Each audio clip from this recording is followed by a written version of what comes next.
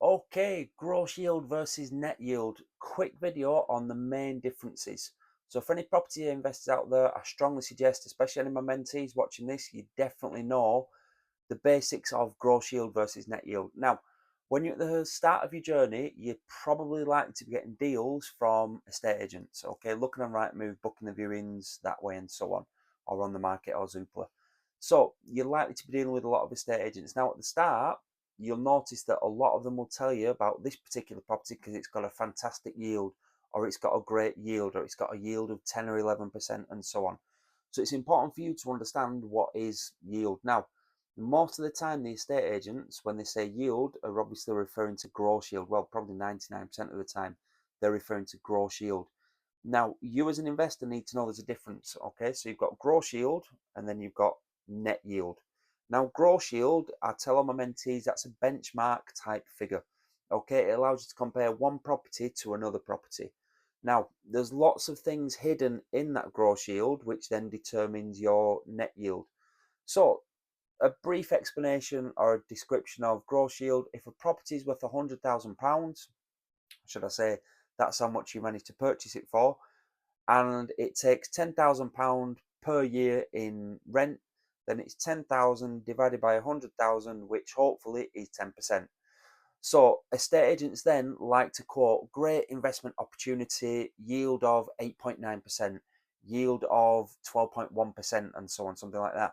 So they're not actually lying, because whatever the purchase price is and however much rent it's currently collecting, that's pretty much the gross yield. Now, what you need to be concerned with is net yield. So they can't particularly, and generally deal sources again won't be able to give you a decent net yield because there are quite a few variables in that. Okay, so for instance, now one of the big variables is, are you purchasing it straight outright? Are you purchasing it via a bridging finance for 6, 12, 18, 2 years? Are you purchasing it through a traditional buy to let mortgage? If you are purchasing it through any of those finances, then what are the interest rates you're being charged, and so on. So again, you can't really, or the estate agent or the deal sourcer, unless they know your financial position, can't really tell you the net yield. Now, not only that, one of our properties last year needed a new roof. Okay, so I think it was about 4.5, 5 grand, three sides, scaffolding, I think, and it was just an up and over, an end terrace. It's quite a big terrace. However, so with that, let's just call it 5 grand. So if the cash flow, sorry, if the rent for that property over a year was £10,000, again, it's not, but just to give you rough maths, if it was £10,000, then suddenly £5,000 of that has then just gone straight onto a new roof. Now, again, it's an investment in the property. It wasn't just squandering money, but your cash flow can soon go if it's a traditional single buy to let, 2 or 3 bed buy to let, really. So then suddenly, then your net gross for that, your net yield for that year is pretty much gone. So it's always important for you to understand, definitely, and again, if you're one of my mentees watching this, you know I say this a lot, you make the profit when you purchase the property. Okay? So that's why we're never in like a mad rush to get 2 or 3 properties a month or anything like that, because we want to make sure that the properties that we get at this stage, the profit's locked in from day one, definitely. Yes, we implement the BRRR strategy, so they tend to be, quite rundown properties that need, everything stripping out, ripping back, and putting back together again, maybe back to brick conversions and so on. But going back to the main point of the video, so gross yield, again, hopefully we're picking this up. I'm trying my best. Gross yield is however much rent it collects that year divided by the purchase price. Now, not only that, now, are you then going a little bit deeper and saying, well, the purchase price does that include stamp duty? Does that include legals? Does that include searches? Does that include your surveys? So a 100 grand property might then become, if it's your second property, 107, 108, maybe £109,000 when you're all in, okay, to get hold of the keys. Now, not only that, then you've got to then, from my point of view, which is why I like return on capital employed, ROCE.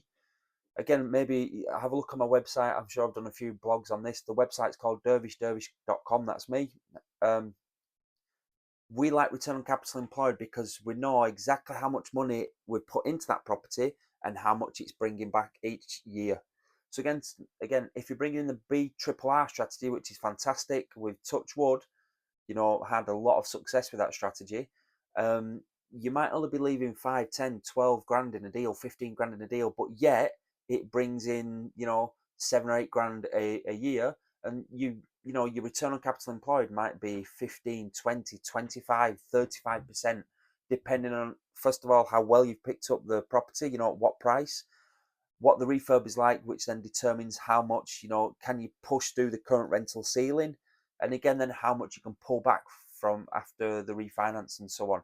Just a little side note there: make sure you buy, make sure you refurbish, and make sure you refinance before you get tenants in. A little side note, because the property is always going to look fantastic when it's empty and clean compared to when a tenant's just moved in. Okay, so just be aware of that, because you could lose 5, 10, 15 grand for the sake of those extra couple of months of rents coming in.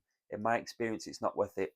So going back to it then, gross yield, again, let's do basic maths. Purchase property at 100,000, it brings in £10,000 per month rent, gross rent, not, minus any expenses. So therefore the gross yield is 10%.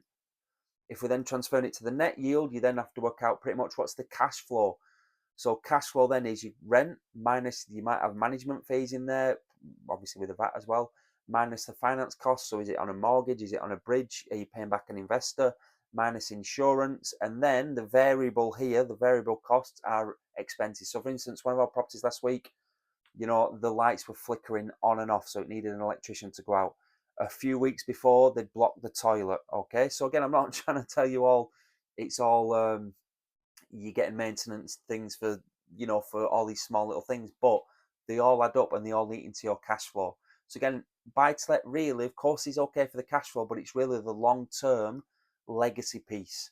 So one of the first ever properties that we purchased back in 2008, just before the crash, purchased it at 60,000. You probably heard me say this story before. Overpaid, didn't negotiate, did everything wrong, was in negative equity for years. But last year, 2023, I think it might have been 2024, I can't remember. It was easily valued. Didn't want to push it too far at 120.